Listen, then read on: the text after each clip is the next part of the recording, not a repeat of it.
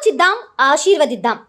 ఉమ్మడి నల్గొండ, ఖమ్మం, వరంగల్ పట్టభద్రుల ప్రశ్నించే గొంతు తీన్మార్ మల్లన్నకు మొదటి ప్రాధాన్యత ఓటు వేసి గెలిపిద్దాం. కాంగ్రెస్ పార్టీ అభ్యర్థిగా లేదంటే ఇండియా కూటమి అభ్యర్థిగా వామపక్షాలు, Telangana Janasamithi, CPML, New Democracy లాంటి పార్టీల మద్దతుతో, వివిధ ప్రజా సంఘాల మద్దతుతో ఇవాళ మీ ముందు ఒక అభ్యర్థిగా నిలబడ్డప్పటికీ, నా వెన్నంటే ఎన్ని పార్టీలు, ఎంతమంది నాయకత్వం ఉన్నప్పటికీ మీరు తలుచుకుంటేనే నేను ఏదైనా చేయగలుగుతా, మీరు అవకాశం ఇస్తేనే చేయగలుగుతా.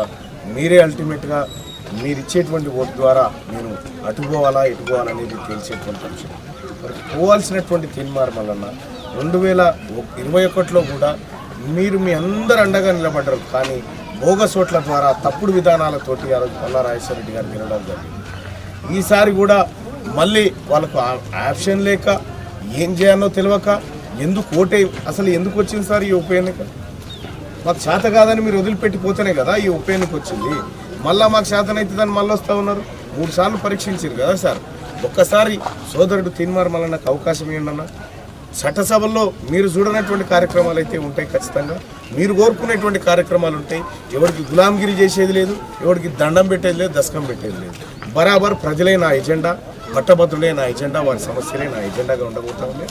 మీరు చూస్తారు రేపు పొద్దుగాల ఎక్కడికి పోయినా ప్రజలందరూ చెప్పేది ఒకటే మాట, మళ్ళీ పోయినసారి అన్యాయం జరిగింది, ఈసారి కానీయం. పోయినసారి జరిగింది, ఈసారి కానీయం. ఈసారి మీరు గెలుస్తున్నారు, ఎందుకు తిరుగుతూ ఉన్నారంటే తిరుగుడు నాకు అలవాటు, నేను ప్రజల్లో ఉండడం అలవాటు, ప్రజల కోసం పనిచేయడం అలవాటు. ఓటును అభ్యర్థించాలి.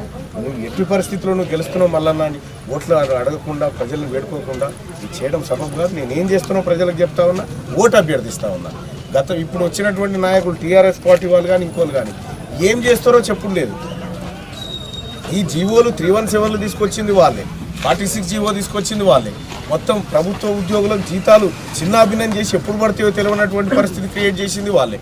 మొత్తం ఈ నిరుద్యోగ నోటిఫికేషన్లు, పేపర్ లీకేజీలు అన్నీ చేసినటువంటి వాళ్ళు వచ్చి వీటన్నిటిని నివారిస్తామని చెప్తా ఉంటే సిగ్గు అనిపిస్తూ ఉంది.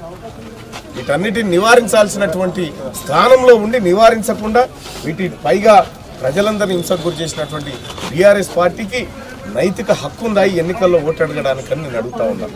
నీకు 6 ఏళ్ల కాలానికి పాటు నీకు అధికారాన్ని అప్పచెప్పి ఎమ్మెల్సీ స్థానం ఇస్తే 3 ఏళ్లకే నాకు చేత కాదని వెళ్ళిపోయినటువంటి వ్యక్తులు మీరు. మీకు పదవులు, పార్టీలు మీకు ఇంపార్టెంట్. కానీ తీన్మార్ మల్లన్న ఇవాళ టీఆర్ఎస్ పార్టీ వాళ్ళు అంటా ఉన్నారు, కేటీ రామారావు అంటా ఉన్నాడు, తీన్మార్ మల్లన్న పదవి కోసం తిరుగుతూ ఉన్నాడు. తీన్మార్ మల్లన్న అనే మాట కంటే పెద్దదా అన్న ఈ పదవి? తీన్మార్ మల్లన్న అని ప్రజలు ఇచ్చినటువంటి ఇలా పుల్లన చెప్తా ఉన్నాడు.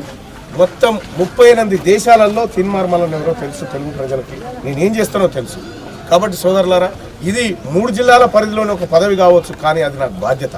ఈ ప్రజల కోసం ఏదో ఒకటి చేయాలనేటువంటి ఒక తపనతో వచ్చినటువంటి వాడిని తప్ప ఇంకో కార్యక్రమం కాదు. దయచేసి పెద్దలారా ఆశీర్వదించండి, మీ ఓటును వృధా చేయనని చెప్పి నా అంతరాత్మ సాక్షిగా, నా కన్న తల్లిదండ్రుల సాక్షిగా మీ అందరికి చెప్తా ఉన్నాను. థ్యాంక్ యూ, ధన్యవాదాలు. ఆలోచిద్దాం, ఆశీర్వదిద్దాం. ఉమ్మడి నల్గొండ, ఖమ్మం, వరంగల్ పట్టభద్రుల ప్రశ్నించే గొంతు తీన్మార్ మల్లన్నకు మొదటి ప్రాధాన్యత ఓటు వేసి గెలిపిద్దాం.